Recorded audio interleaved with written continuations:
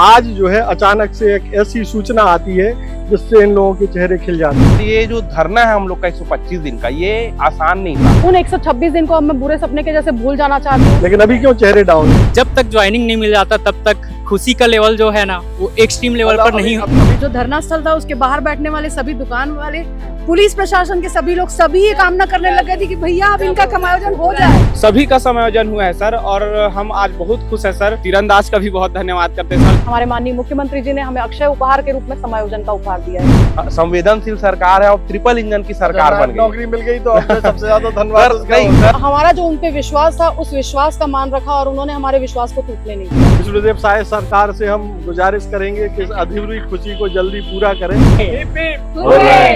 पहली बार मध्य भारत का सबसे एडवांस 3 टेस्ला MRI, सारी स्कैनिंग 6 से 10 मिनट में हो जाती है, जहां आम MRI मशीन 45 से 1 घंटे लेती है। GT diagnostic, near Nehru Nagar square, Priyadarshini परिसर, भिलाई।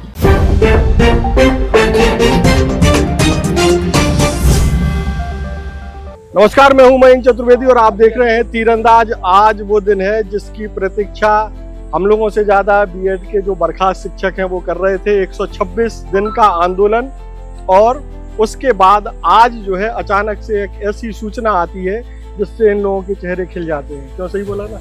लेकिन अभी क्यों चेहरे डाउन है? अभी तो नौकरी वापस मिल गई है ना।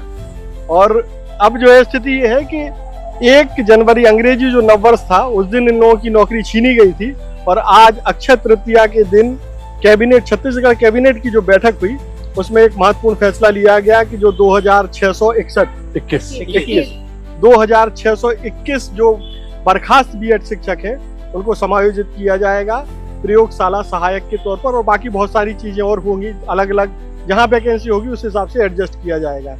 तो सबसे पहली प्रतिक्रिया आपकी क्या है इस समायोजन पर?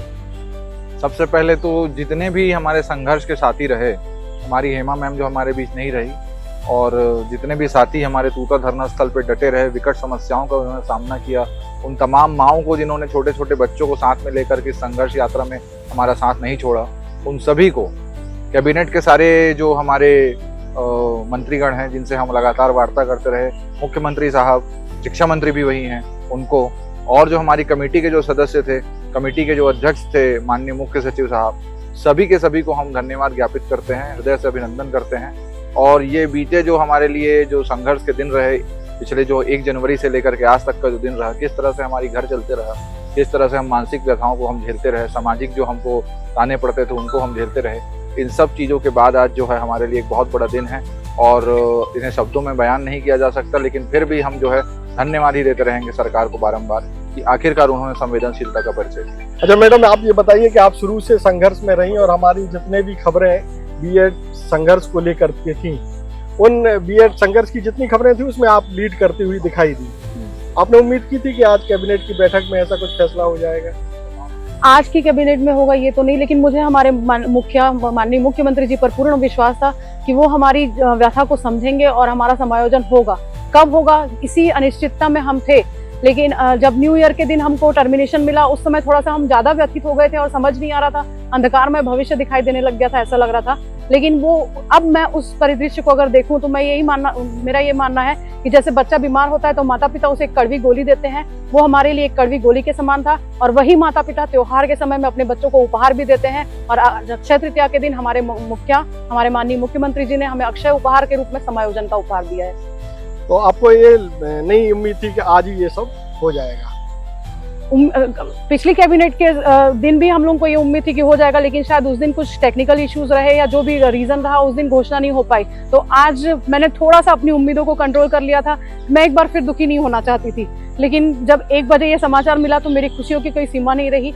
और आज सचमुच ऐसा लग रहा है कि जो पहली बार जब ज्वाइनिंग मिली थी तब कोई खुशी नहीं हुई थी, आज सचमुच वो खुशी हो रही है कि आज मुझे सरकारी नौकरी मिल रही है। ये खुशी आज मैं महसूस कर पा रही हूं। रीजॉइनिंग जो है एक तरीके से ज्यादा सुखद है, हाँ, क्योंकि इसके पीछे उस समय सिर पर एक तलवार लटकी हुई थी ना कि कभी भी कुछ हो सकता है, क्योंकि ज्वाइनिंग लेटर में एक क्लॉज जोड़ दिया गया था। लेकिन आज हमारे मुखिया के द्वारा जो ये घोषणा कर दी गई है, इसके बाद हम निश्चिंत हैं कि हमारे सर पर हमारे मुखिया का हाथ है, अब कोई तलवार नहीं है उनका। जी सर। और ये जो 126 दिन का जो आंदोलन था उसने हमें को लगता है कि इस खुशी को ज्यादा बढ़ाया है। हाँ उन 126 दिन को अब मैं बुरे सपने के जैसे भूल जाना चाहती हूँ और आज की खुशी में ही खुश रहना चाहती हूँ। हमारे साथ सागर भाई भी हैं। सागर भाई लंबे समय से, मतलब लंबे समय से क्या, इन लोगों के साथ संघर्ष कर रहे थे। तो जब हम लोगों ने पहली खबर की थी तो सबसे पहले सागर जी से ही हम लोगों ने संपर्क किया था। सागर जी ने जो दर्द बयां किया था उसके कुछ विजुअल जरूर हम आपको दिखाएंगे उन दिनों के, जब ये संघर्ष चल रहा था और चेहरे पे एक मायूसी थी। जो लोग फेस रीडिंग कर सकते हैं या जो चेहरा देख करके भांप सकते हैं वो उस अंतर को समझ सकते हैं कि जो पहले स्थिति थी और अब स्थिति है। अब सागर के चेहरे पर एक अलग तरह की खुशी है। इन्होंने कमिटमेंट भी किया था, वो हम नहीं बताएंगे आपको, वो हम बाद में बताएंगे। लेकिन सागर जी अब आपकी नियुक्ति हो गई है जी सर। तो आपको क्या लग रहा है कि 126 दिन का संघर्ष काम आया कि पेशेंस काम आया? सर वही दोनों चीजें बोलना चाहिए कि जो 126 दिन स्टार्टिंग डे 1 से, जब 14 दिसंबर से हमारी रैली चालू हुई थी और 18 दिसंबर 2024 से हम लोग तूता धरने में बैठ गए थे, तो इसी उम्मीद पे बैठे थे कि चाहे कुछ भी हो जाए हमको समायोजन लेके ही उठना है। और एक उम्मीद थी कि पूरे भारत में कभी भी ऐसा घटना नहीं घटा है कि 15 महीने काम करने के बाद सरकारी नौकरी से डायरेक्ट निकाल देना। घर पे जो पापा हैं, बड़े बुजुर्ग हैं, वो भी बोलते थे कि नहीं होगा, तुम लोग के लिए कुछ ना कुछ करेंगे। तो एक उसी उम्मीद में हम लोग बैठे हुए थे। लेकिन 1 तारीख को जब हमको टर्मिनेशन दे दिया तो हम लोग खुद शॉक्ड हो गए। हमको समझ में नहीं आ रहा था कि क्या हो गया करके, कैसे इतने सारे लोगों की जो बात है वो गलत साबित हो गई। लेकिन फिर कहीं ना कहीं उस टाइम भी हम 2-3 दिन के बाद, थोड़ा सा दुख तो हुआ था, फिर 2-3 दिन के बाद सबको, हमारे साथी लोग को समेटा गया, उनको मोटिवेट किया गया और फिर से हम लोग इस उम्मीद में बैठे कि भाई हमारा समायोजन जो है सरकार रास्ता निकाल के कर सकती है। फिर उस उम्मीद में सर, और ये जो धरना है हम लोग का 125 दिन का, ये आसान नहीं था। इस बीच में बहुत सारी चीजें हम लोग देख चुके हैं अपने लाइफ की, और कोई नहीं जानता था कि एक शिक्षक होके, शिक्षक का काम रहता है कलम पकड़ के बच्चों को पढ़ाना, और हम लोग धरना स्थल पे बैठे हुए थे। ठंड से लेकर अभी बरसात आने वाली थी, अभी तक हमारा गर्मी में हमारा जो धरना चालू हो गया था। उस टाइम हम लोग उठे 17 अप्रैल को। उस बीच में हम लोग तरह तरह की चीजें कर लिए कि सरकार जो है हमारे दर्द को समझे, और आज उसी का परिणाम है कि हमको अक्षय तृतीया के दिन सरकार ने समायोजन का उपहार दिया है। इससे हम लोग बहुत खुश हैं। और बहुत सारे लोग जो थे वो मध्यम वर्ग से बिलोंग करते हैं, तो उनके घर में आर्थिक समस्याएं बहुत हो रही थी, सामाजिक रूप से भी बहुत सारे लोग परेशान थे। अब उनके घर में जो है आज खुशी का दौर आ गया है, आज सब खुश हैं। और मैं आपके चैनल को बहुत बहुत धन्यवाद बोलना चाहूँगा, और सभी मीडिया को धन्यवाद बोलना चाहूँगा, और सबसे ज़्यादा सरकार को धन्यवाद बोलना चाहूँगा कि संवेदनशील सरकार है और ट्रिपल इंजन की सरकार बन गई। नौकरी मिल गई तो आपको सबसे ज्यादा धन्यवाद नहीं सर, सबसे ज्यादा हमको उम्मीद थी कि वो हमारे मुखिया हैं, और नाम ही विष्णुदेव साय जी, विष्णु जी के नाम पे उनका नाम रखा गया। तो हमको कहीं ना कहीं था कि वो जो है इतने सारे लोग का तो भविष्य को वो अंधकार में नहीं डालेंगे, है ना। क्योंकि देखिए सर, छत्तीसगढ़ में नक्सलियों के लिए कुछ ना कुछ हो रहा है। अभी पुलगांव हमला हुआ है, उसमें भी जो शरणार्थी है उनके लिए भी सरकार कुछ ना कुछ कर रही है। तो हम तो प्रदेश के बेटे हैं, बेटियां हैं, है ना। तो हमारे लिए सरकार करेगी, कहीं ना कहीं एक उम्मीद था हमको। और वो आज जो है, आज ये जो सर कान तरस गए थे सुनने के लिए कि समायोजन जो हम लोग 125 दिन से बैठे थे, तो एक समायोजन नारानी हमारे जीवन का एक अंग हो गया था।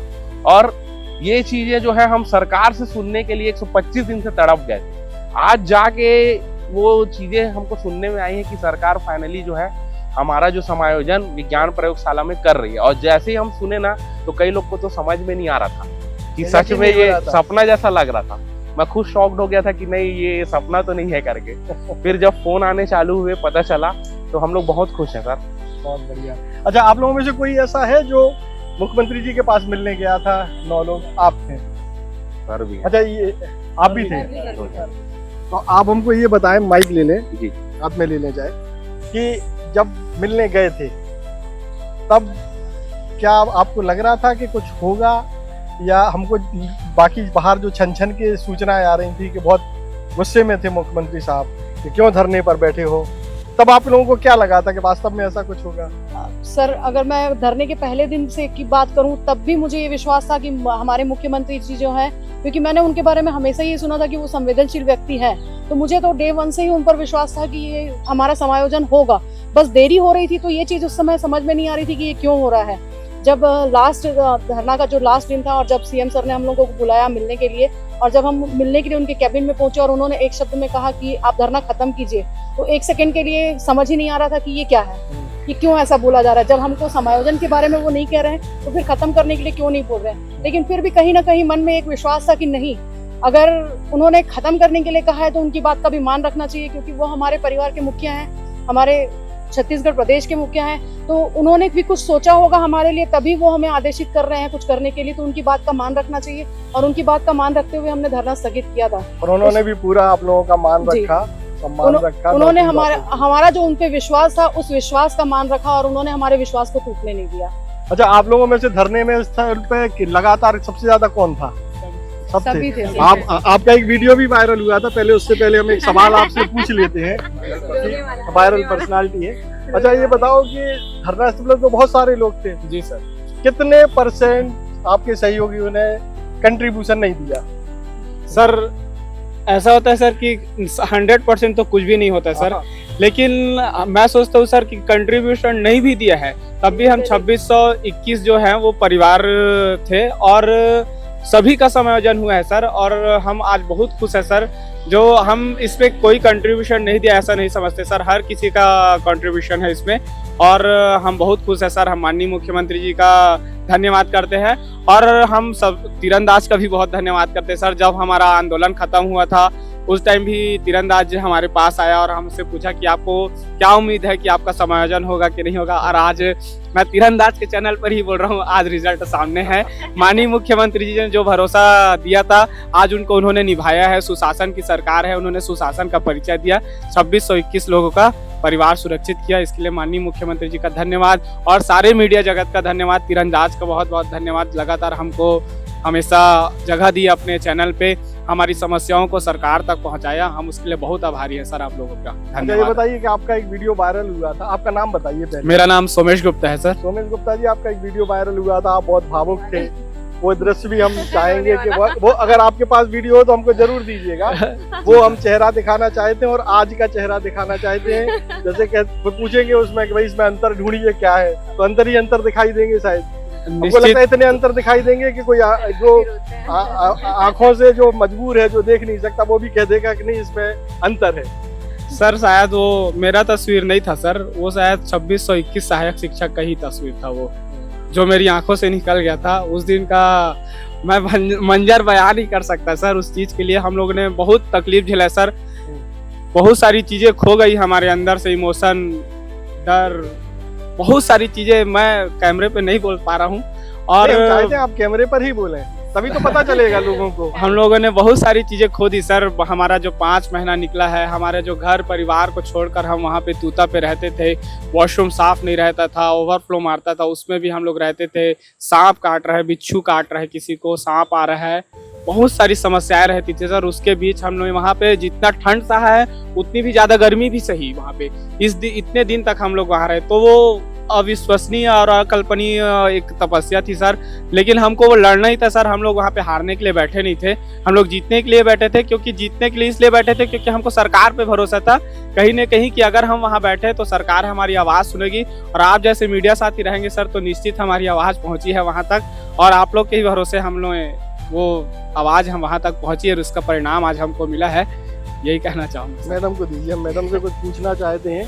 तो मैडम ये बताइए कितने सारे लोग धरने पर बैठे थे? कंट्रीब्यूशन वाला मामला तो आप लोगों ने गोल मोल बात करके बिल्कुल राजनीतिज्ञों की तरह कोई मतलब बुराई नहीं की किसी की कि नहीं बहुत सारे लोगों ने नहीं दिया था। जी सर। लेकिन इतने लंबे समय तक जब कोई आंदोलन चलता है तो तमाम तरह के मतभेद भी होते हैं। कोई कह ये भी, जैसे कि हमको सूचना मिली कि बहुत सारे लोगों ने ये भी कहा कब तक बैठे रहेंगे, अब हमारे पास पैसे नहीं है, कब तक हम कंट्रीब्यूशन देंगे, सरकार तो करेगी ही नहीं। कुछ लोगों ने नकारात्मक बातें भी कही होंगी।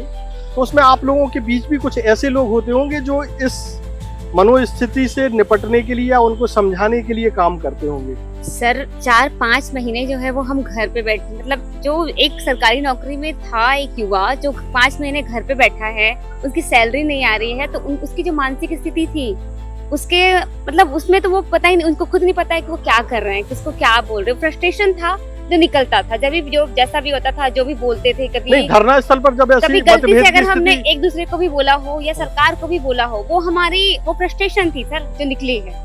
ऐसा नहीं है कि एक युवा है, वो युवा खून जो होता है वो बार मारता है जैसे बोलते हैं, तो वो निकल जाता है कहीं ना कहीं, ऐसा है। लेकिन ऐसा नहीं रहा है कि हम लोगों ने एक दूसरे का सहयोग नहीं किया। नहीं, हम ये जानना चाहते हैं कि जैसे इतने सारे लोग जब रहते हैं तो जब मतभेद होते होंगे तो कुछ लोग ऐसे भी होते होंगे ना जो डाइल्यूट करते होंगे मामले हाँ। को, कि न्यूट्रलाइज हो जाए, मामला चलता रहे, हम लोग जो लंबे समय तक संघर्ष करने के लिए। बहुत सारे लोग तो मन रहते हैं।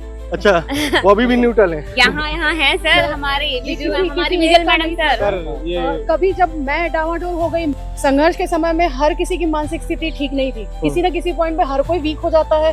तो जिस दिन मेरी मानसिक स्थिति बिगड़ी, मैं हताश हो गई, निराश हो गई, तो मेरे साथियों ने मुझे संभाला। वही स्थिति जब उनके साथ निर्मित हुई तो हमने संभाला। तो किसी कोई एक था ऐसा बोलना तो गलत हो जाएगा।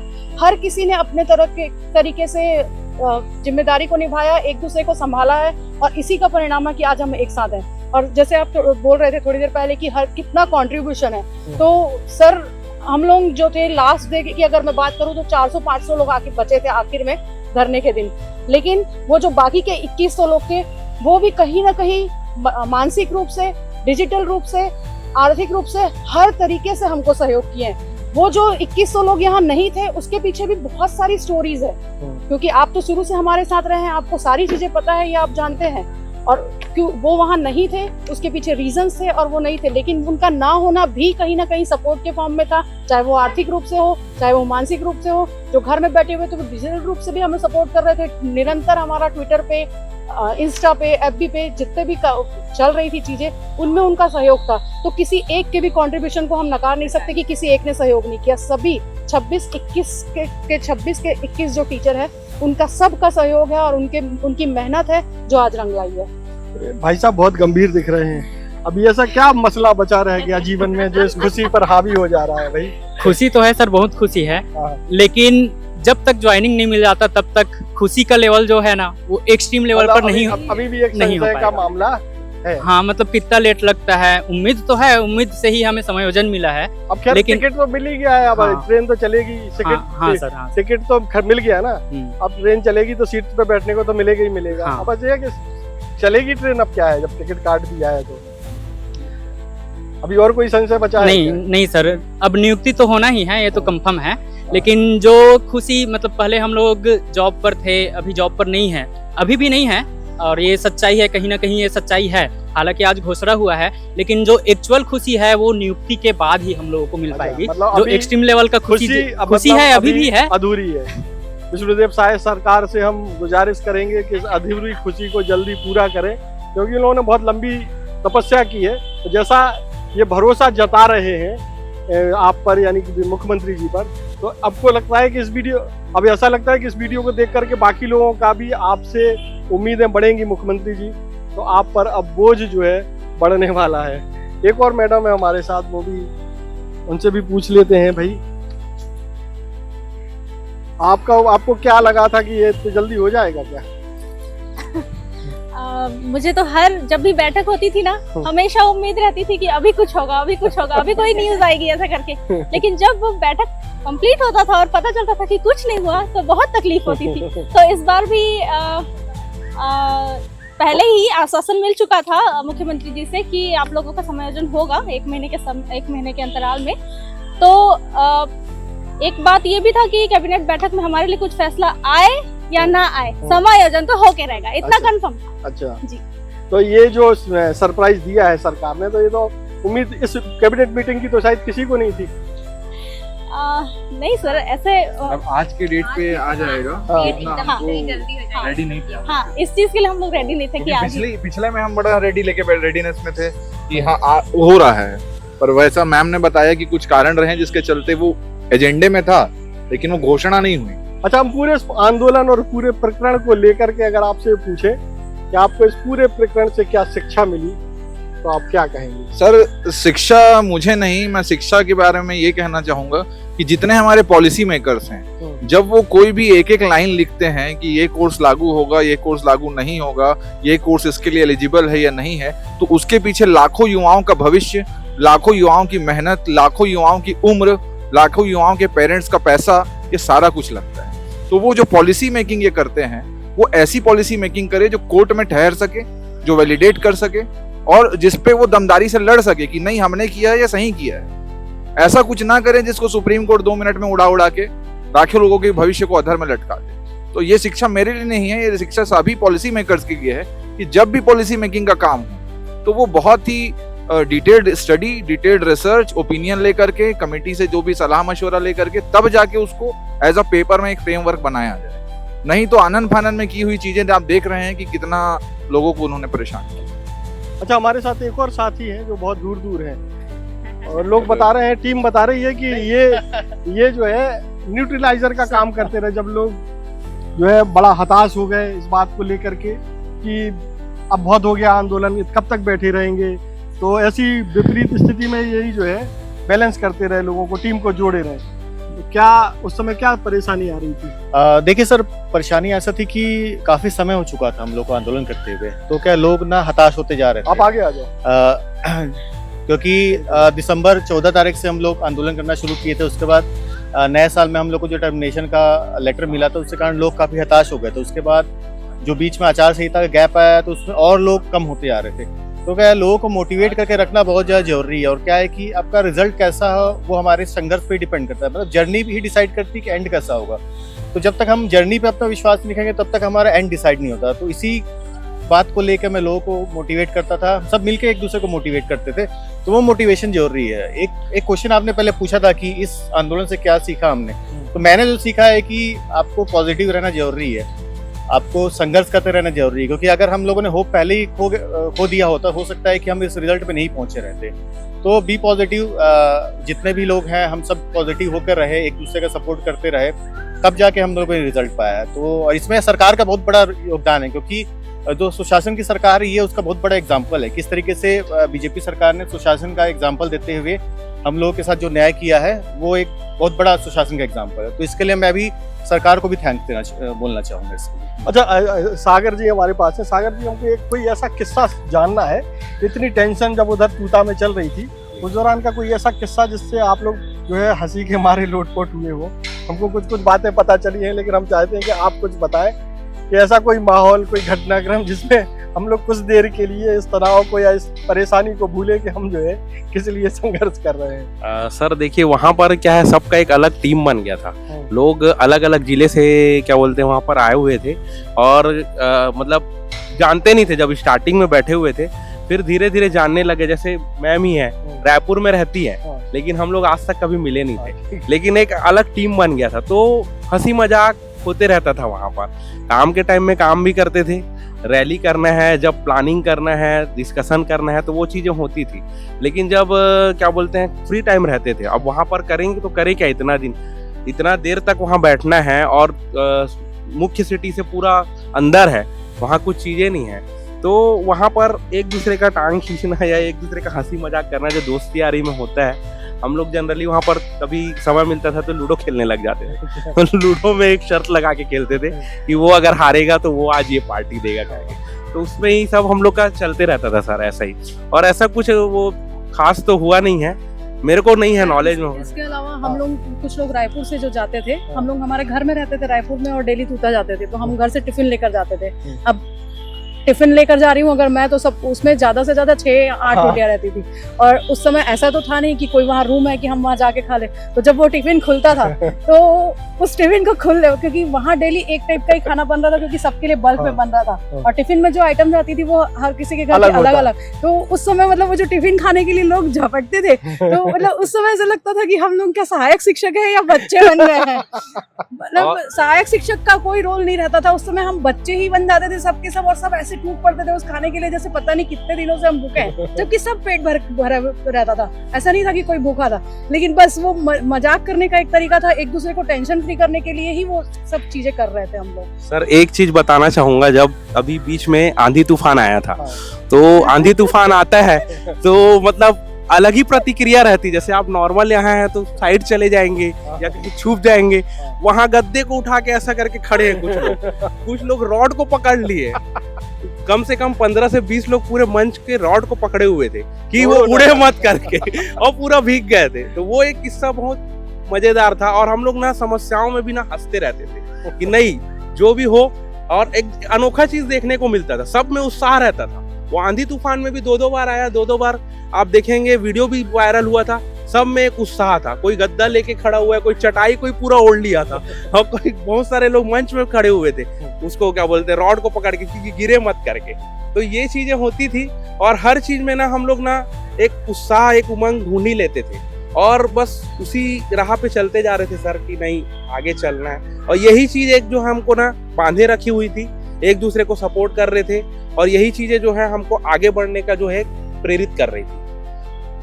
तो ये थे हमारे सहायक शिक्षक, जो इनके साथ एक शब्द जरूर जुड़ा रहेगा, बर्खास्त बीएड शिक्षक। लेकिन अब चूंकि ये शिक्षक बनने जा रहे हैं, इनका समायोजन हो रहा है, लेकिन एक बात हम बड़े दावे से कह सकते हैं कि ये जो बैच है पूरे शिक्षा जगत का, अब तक जब से भी छत्तीसगढ़ या किसी देश में भी शिक्षा के जितने भी बैच हैं उसमें सबसे एकजुट बैच यही होगा। ये कहीं भी रहें, ये बहुत जल्दी आपस में जुड़ सकते हैं, बहुत, क्योंकि कनेक्ट पहले से ही है। इतनी एकता किसी और बैच में आपको शायद ही कभी देखने को मिले, क्योंकि ये लोग एक दूसरे से कनेक्ट हैं, और आने वाले दिनों में भी हमको लगता है कनेक्ट रहेंगे।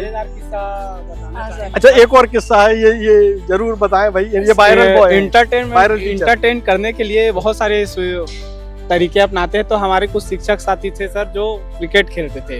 अब क्रिकेट खेलते खेलते सर गांव के लोग भी आते थे, तो हमारे एक भैया थे चाय वाले भैया, हम वहाँ हमेशा चाय पीने जाते थे, मारकंडे भैया, तूता से थोड़ा दूर था। तो उन्होंने बोला पहले दिन से साथ थे, जनरली डिस्कस करते थे, चाय पीने जाते थे, तो हमेशा बातों को सुनते थे और हमारे साथ सहानुभूति रखते थे। तो एक दिन जब क्रिकेट खेल रहे थे हमारे साथी लोग, तो वो बोला कि आप देख आउट हो जाएगा ऐसे करके, तो वो आउट हो गया। उसके बाद बोला कि यार छक्का पड़ेगा, देखना 2 बार में छक्का पड़ गया। तो हम लोग बोले तू इतना बोल रहा है यार, हम लोग के लिए भी बोल दे यार ऐसे करके। तो वो बोला बंदा कि देख बे 17 तारीख के तू हर मन के ना फाइनल हो जाए सब ऐसे करके। और उस दिन सर माननीय कैबिनेट में से एक फैसला न्यूज चला कि जल्दी से हम लोग का फैसला हो सकता है। तो वो भी सर लोगों का एक सहानुभूति जुड़ते गया। उस दिन माननीय डिप्टी सीएम के द्वारा सहयोग से माननीय सीएम महोदय से हमारी मुलाकात हुई। उसके बाद से उन्होंने आश्वासन दिया, और फिर चीज़ें जो कारवा था सर वो चलता गया धीरे धीरे, और हमारा समायोजन वो निश्चित हुआ। तो लोगों की भी सर भावनाएं जुड़ी थी, चाहे वो तूता ग्राम में एक ठेले वाले भैया हो, चाय वाले भैया हो, या कोई पकोड़ा बेचता हो, जिसके साथ हम रोज नाश्ता कर रहे थे। नीचे से नीचे तबके का आदमी सर हमसे जुड़ गया था उस गांव में भी कि तुम लोग का होना ही चाहिए यार, यहाँ बैठे हो तुम लोग इतने दिन से, ऐसे करके हर कोई गांव वाले पहचानने लग गए थे हमको। आप लोगों का ग्रुप भी बढ़ गया है, पहचान भी बढ़ गई है। हाँ सर, निश्चित। मीडिया से आप लोग ज्यादा कनेक्ट हैं जी, बाकी टीचरों की तुलना में। अगर पहले के बैच के किसी टीचर से कह दिया जाए कि भाई 10 मीडिया वाले बुलाने हैं, तो शायद नहीं बुला पाएंगे। नहीं सर, आप लोग अगर फोन करो तो हमसे अब किसी मिनिस्टर से मिलना है, किसी व्यक्ति प्रशासनिक व्यक्ति से मिलना है सर, तो हमको फोन आता है कि कैसे मिल सकते हैं ऐसे करके, क्या प्रोटोकॉल होता है मिलने का। तो लोगों को बहुत सारी अनुभव भी इस आंदोलन ने दिया है सर। और 2621 सहायक शिक्षक में सर कोई एक व्यक्ति नहीं बोल सकता है कि ये मैंने किया है। सबसे बड़ी बात ये है, यहाँ पे हम लोग 10 लोग खड़े होंगे, 10 में से कोई यहाँ पे लीडर नहीं है, सब लोग अपने ही कारण आए हैं। मेरे को कोई नहीं बुलाया आज कि आज समायोजन हो गया तो आजा, मैं खुद से आ गया यहाँ पर, पूछा कहाँ कहाँ मिलना है करके, लोग बताते गए। तो एक बहुत अच्छी चीज है सर कि हमारा कोई लीडर नहीं है। और ये चीज आंदोलन के दौरान भी हुआ, जब कई बार की पुलिस प्रशासन हमसे बहुत परेशान हुआ है कि तुम्हारा लीडर कौन है ऐसे करके, बिना लीडर के तुम इतना बड़ा आंदोलन कर रहे हो यार, कैसे क्या करो, अध्यक्ष बनाओ उपाध्यक्ष बनाओ। बोले सर हमारे में इतना हैसियत ही नहीं है कि हम अध्यक्ष उपाध्यक्ष बनाएंगे, हम अपनी नौकरी के हाल बैठे हैं, कोई संगठन बनाने के लिए तो नहीं बैठे हैं कि प्रॉपर सरकार को परेशान करना है या कुछ और करना है। और पुलिस प्रशासन का भी बहुत बहुत धन्यवाद देना चाहेंगे सर, कभी उन्होंने हमारे साथ बहुत ज्यादा अन्याय नहीं किया है, कम किया है, बहुत ज्यादा नहीं किया है। हम 26-21 लोग ऐसे बन गए थे जिसके लिए तूता ग्रामवासी, तूता जो धरना स्थल था उसके बाहर बैठने वाले सभी दुकान वाले, पुलिस प्रशासन के सभी लोग, सभी ये कामना करने लग गए थे कि भैया अब इनका समायोजन हो जाए तो हमारी जान छूटे। अच्छा, एक किस्सा हम बताते, जब हम आपके यहाँ कवर करने गए थे जी सर, तो आपके जो कुछ स्लोगन में हमको कुछ गलती दिखाई दी, तो हमने कहा कि इसमें गलती है, तो आपके एक साथी ने हमको माइक दे दिया कि माइक पर बता दीजिए। तो माइक पर उसी दौरान बोल रहे थे, जैसे हम बोल करके निकले तो आईबी के एक साहब खड़े हुए थे, उन्होंने सोचा कि हम भी टीचर हैं और आंदोलन करने आए हैं, तो बड़े इशारे से हमको बुला करके कोने में ले गए, भैया वो ज्ञापन यापन तो दे दो आपकी मांगे क्या है।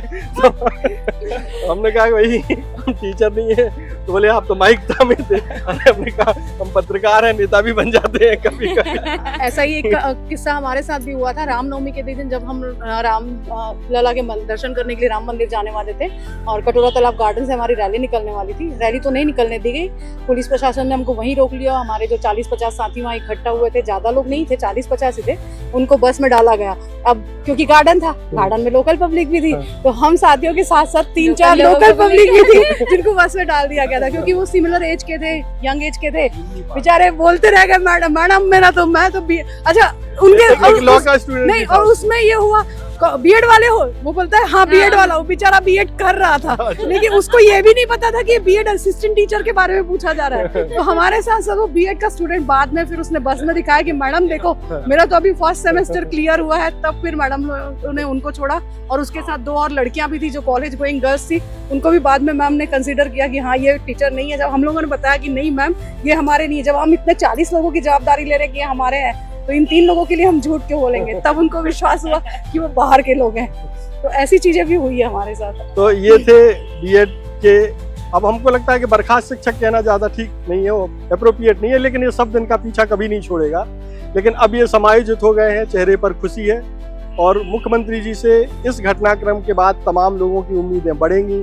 तो हमको लगता है, या हमारी मुख्यमंत्री से भी गुजारिश है कि जनता को लेकर के, जनता के दर्द को लेकर के उनका जो नरम रुख है वो आगे भी कायम रहे, और वो जो है इसी तरह समस्याओं का समाधान करते रहें, नौकरियां बांटते रहें, और आप जो है तीरंदाज से जुड़े रहें। इसके लिए आप तीरंदाज को सब्सक्राइब करना बिल्कुल ना भूलें और बेल आइकन जरूर प्रेस कर लें। और अगर आप हमारे इस वीडियो को हमारे फेसबुक पेज पर देख रहे हैं तो कृपया करके उसे भी फॉलो कर लें। नमस्कार। खुश है तो फिर खुशी मना ले, छोटा बड़ा केक मंगा ले, संगम में मिलता है बढ़िया केक, संगम में मिलता है बढ़िया केक। तीरंदाज।